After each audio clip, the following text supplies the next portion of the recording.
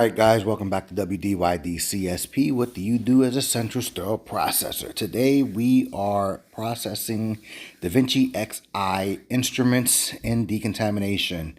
Alright, first things first guys, upon getting your DaVinci arm, ensure that it is not expired because there is a limitation to use, and remove all accessories. Now this is a monopolar scissor.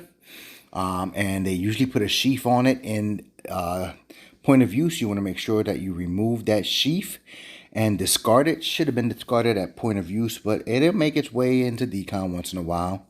All right, you also want to make sure that everything is functioning, that there's no damage, so inspect the instrumentation and then give it a good rinse, okay? Your first step should always be a rinse, all right? And that is to remove any pre-treatment that was applied to the instrumentation or any soil that may be on the surface prior to soaking that can easily be removed by rinsing, right? So I'm going to rinse, and then we're going to go ahead and go into our next sink. And this is based on the 3-sink process here. The first sink is your rinsing sink.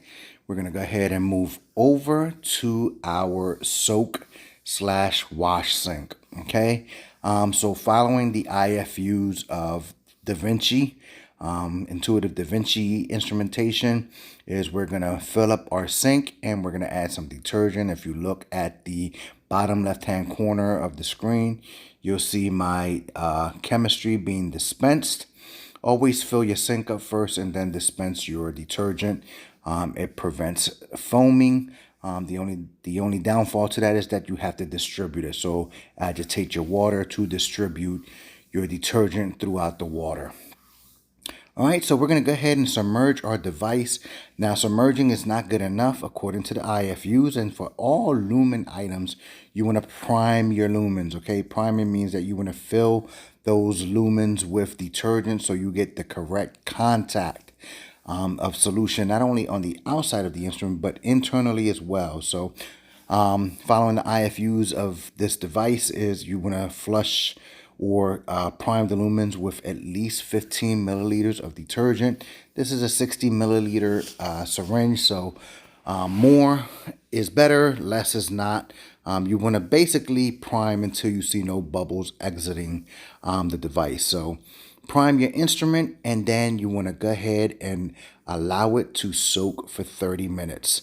Okay, this allows the detergent to do its job, break down the soil so that it could easily be taken off.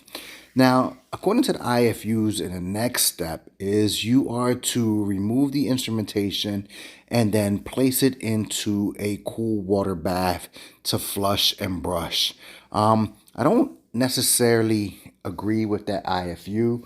I think that the brushing should be done in the detergent as well after the soak. So this is what I'm doing right now, and then I'm going to show you how the IFU states it should be done. I'm flushing again. I'm flushing those cannulas again to remove any debris that was loosened up by the soak. So any debris that's in there, this second flush here should be removing that debris. And then I'm going to go ahead and grab a sponge, squeeze the sponge under the detergent to saturate the sponge, and then wipe down the entire external surfaces of the device as shown here. Okay, all that should be done under the surface of the water as much as possible to reduce aerosolization. And then you want to take it out of the water to inspect it while you're doing that, because you might have missed something while you're wiping. You want to open that jaw up and get that jaw as well. Okay, you want to get a soft bristle brush. Do not use a metal brush to clean your instrumentation, because a metal brush used on the distal tip there can damage the wires and the pulleys there. So a nice soft bristle brush on the distal tip there. This is the area of the device that it has the most use, right? So you want to go ahead and brush that very well. Make sure that you're removing all of the debris that should have been loosened up during the soaking process there. Okay, and in between brushes, you want to pull your instrument out of the water and just take a look at it. Okay, make sure that the jaws is open so you can get those hard to reach areas there. and really concentrate on that distal tip and the little pulley systems in there. That's where you're going to see your buildup of soils there. Okay, and again, continue to wipe down your instrument until no visible soil is seen. All right, so as you see, I'm continuing to wipe here.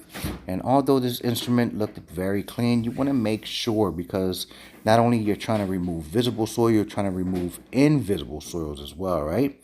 All right, after you're soaking and cleaning, you're going to go on to the next step. Now, this is the step where the IFU kind of explains. So here is a sink filled with cool water. You're going to soak your instrument in cool water, and then you're going to use a spray gun.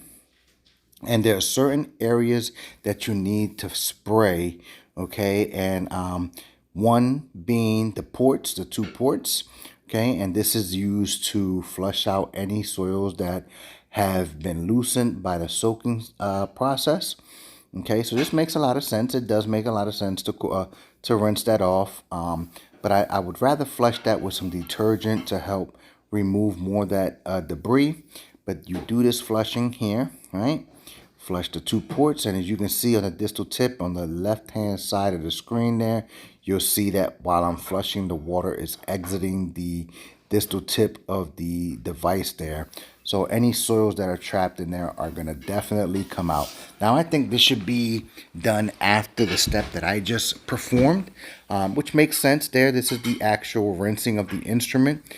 Then you're going to go ahead and flush the distal tip right where the pulleys are at. There's some little cords there, metal cords and pulleys there. The little gap in between the actual shaft of the instrument and the jaw. You definitely want to spray that. And again, always do this flushing under the surface of the water to avoid any aerosolization or splashing, okay? And then the IFU states that you should be doing some brushing as well, okay? And you do additional brush just in case some of those soils are pretty stubborn to remove. At this point right now, the way I am performing it or showing you, you should have been able to get the majority of the soils out. Now, when you flushed, you might have brung something up to the surface that you couldn't see originally.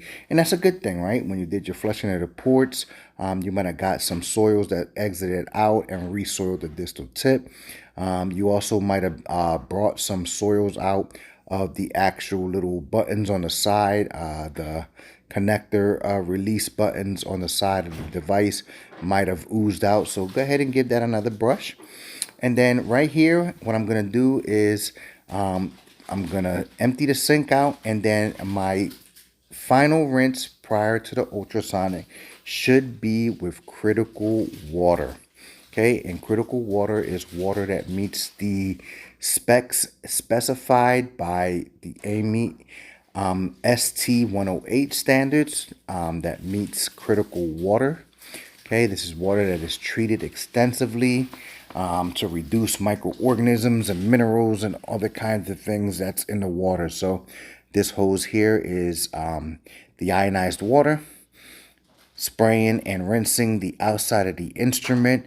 And you want to do this for a set amount of time. And the rinsing, according to the IFU, even the little spraying that I did, the flushing, I think it's 20 seconds per port. And then on the distal tip, for the final rinse, 1 minute is usually a good rule of thumb. I think the IFUs does specify a specific time to rinse, but a minute is a good time. So you want to get that distal tip really good with your critical water. And then you see I brought a little cylinder there to fill up with some critical water. I'm going to use a syringe to draw up some of that critical water. And I'm going to flush the two ports, okay? Because, again, I want to remove any debris or any microorganisms or minerals that may try to reattach onto the surface of the instrument internally, especially since I can't see it. Okay, then after this rinse, this final rinse, we go to the next step in the process, which is the ultrasonic cleaning. Okay, so this is a setup of one of the ultrasonics that we have. Okay, this is the Steel Co Ultrasonic US 300. Okay, it takes four Da arms at a time. And as you can see, it's a cross pattern where the distal tip goes into a cylinder, and then the base sits on a bracket where the flush ports or the irrigation ports get connected. Okay, make sure that both ports are connected, port 1 and 2. Okay, so you should have a double port connection, not a single port connection, because you want to rinse the shaft of the instrument all the way to the distal tip and that connector box. There's a hollow space in that connector box where blood is usually trapped, and you want to be able to flush that out very well. Okay, once you connect your port, okay, you want to go ahead and pick the correct cycle. As you can see, this has a Da cycle, and we're going to go ahead and start this up. All right, and this cycle lasts 116 minutes, okay? So it does take some time, okay? Almost a 2-hour cycle. Okay, at the end of the cycle, we want to go ahead and open up our Sonic, and then we want to remove our arms and we're going to dry them. Okay, drying should take place in decontamination. I am a firm believer that the drying process is the end step of the cleaning process. Okay, if you have dripping wet instruments going into the prep and pack area, you are asking for trouble, in my opinion. So you want to go ahead and use a air hose to flush the two ports out and just briefly dry off the external surfaces of that device. Okay, but more importantly, you want to concentrate on those two ports, because that's where the majority of the water is going to be trapped at, right? Okay, so even though I only showed you cleaning one instrument, these are the 4 instruments that were actually in the Sonic that I'm drying off. So concentrating on the ports, okay, the external surface of the instruments, the jaw, okay, make sure those instruments are dry. And as you can see, I have a liner on top of my sink here because I want to lay that down on a clean surface and not a dirty surface, right? Okay, and I want to use that liner to help draw up or soak up any moisture that I may have missed, or initially when I took it out of the the ultrasonic, you want to get all that dripping and just capture all that, right? You don't want that pooling on the top of your sink counter. All right, so give it a good dry, and these things are ready to get passed through to the assembly area, right? Okay, so you want to manually clean very well according to the IFU, and always, guys, follow the IFUs. You can go above the IFUs. Just certain things you can't do above the IFUs. You can always do one up better, but there are limitations to what you can do. So you shouldn't soak your instruments over the time frame that's required by the IFU. These Da arms actually require the longest soak time that I am aware of a regular cleaning, which is 30 minutes of soaking. Every other instrument's usually like 1 to 5 minutes, 10 minutes, 15, maybe even 20. And then the sonication process afterwards. And then, as I'm showing here, drying and inspecting for cleanliness. You want to make sure that your device is clean. So I showed you one type of Sonic. I want to show you a second configuration here. So you also have a Sonic that can clean up to 6 arms here. As you can see, a specialized basket to house them. Okay, and it's pretty much the same thing, except the distal tip is not in a cylinder for any flushing. This will be taken care of with the cavitation of the ultrasonic, as well as the sprayers on the lid there. You see those sprayers right there? There are 8 sprayers on that lid that's going to spray down on that device. You want to make sure that the irrigating ports are connected, because this is a Sonic irrigator. And then once you close your device, you're going to pick the correct cycle. As you can see, this is the Da.W.D.Y.D wash cycle. You load your instruments, and then you confirm everything.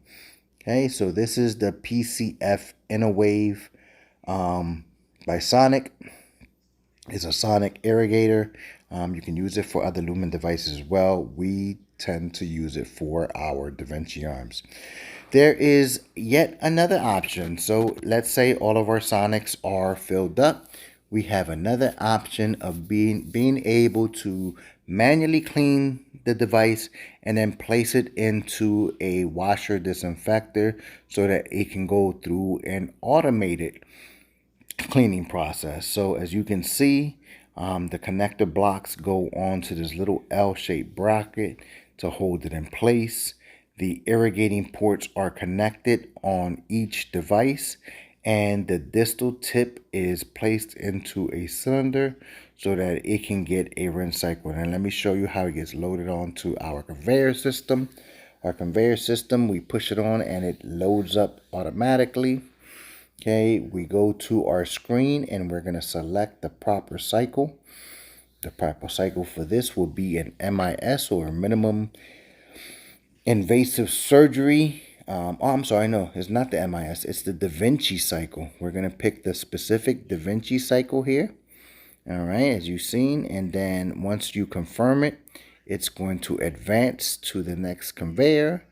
Our robot comes along and will pick that up and then feed it to the washer disinfector that is chosen by the system as the least active one, so that it can conserve on parts and or detergent. So you can see the transition there. This is the automatic transfer system that feeds the washers and decontamination. As you can see, it picked the far washer, it opens up, and it will load it automatically, and the cycle will be selected as we already have done, which is the Da cycle. All right, you always want to watch this transfer because things happen. The system does hiccup, and it may get caught up on a rail or not going smoothly. So always watch the system. Make sure things are going right. Okay. As you can see on the screen lets you know that the door is still open and it will be closing. Once it closes, it will show you the cycle that was selected, which is Da, and the cycle starts. All right, guys, until next time, keep yourself educated and